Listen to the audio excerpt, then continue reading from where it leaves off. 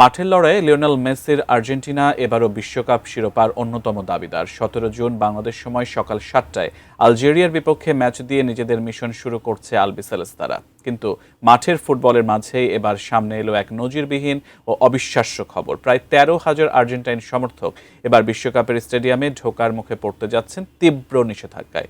কিন্তু কেন তাদের মাঠে ঢুকতে দেওয়া হবে না, জানাচ্ছেন বিস্তারিত বদিউজ্জামান মিলন।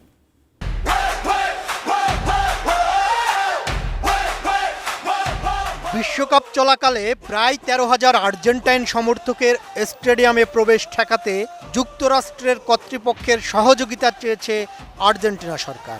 সন্তানদের ভরণপোষণ না দেওয়া এবং বিভিন্ন আইনি জটিলতায় জড়িত ব্যক্তিদের বিরুদ্ধে এই পদক্ষেপ নেওয়া হচ্ছে বলে জানিয়েছে দেশটির প্রশাসন।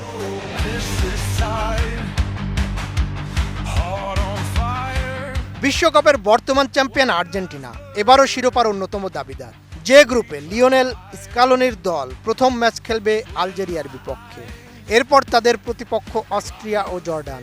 তবে মাঠের লড়াইয়ের পাশাপাশি সমর্থকদের আচরণ ও আইনগত অবস্থান নিয়েও কঠোর অবস্থান নিয়েছে দেশটির সরকার।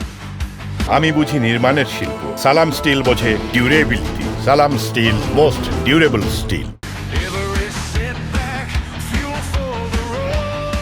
স্প্যানিশ সংবাদ মাধ্যম এএস-এর এক প্রতিবেদনে বলা হয়েছে, যুক্তরাষ্ট্রের কর্তৃপক্ষের কাছে প্রায় 13,000 ব্যক্তির একটি তালিকা পাঠিয়েছে বুয়েন্স আইরেস।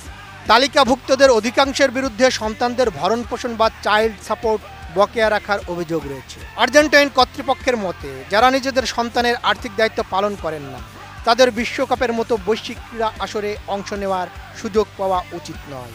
এ বিষয়ে বুয়েন্স আইরেসের মেয়র হোর্হে মাখরি বলেন, যদি তারা নিজেদের সন্তানদের প্রয়োজন মেটাতে না পারে, তবে তাদের কোনো স্টেডিয়ামে ঢুকতে দেওয়া হবে না।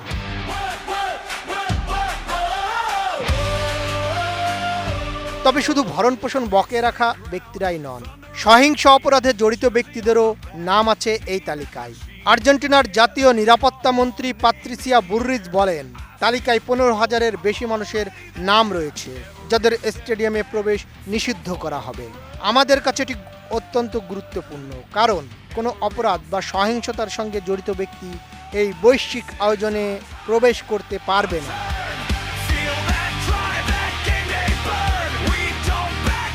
বদিউজ্জামান মিলন, এটিএন নিউজ।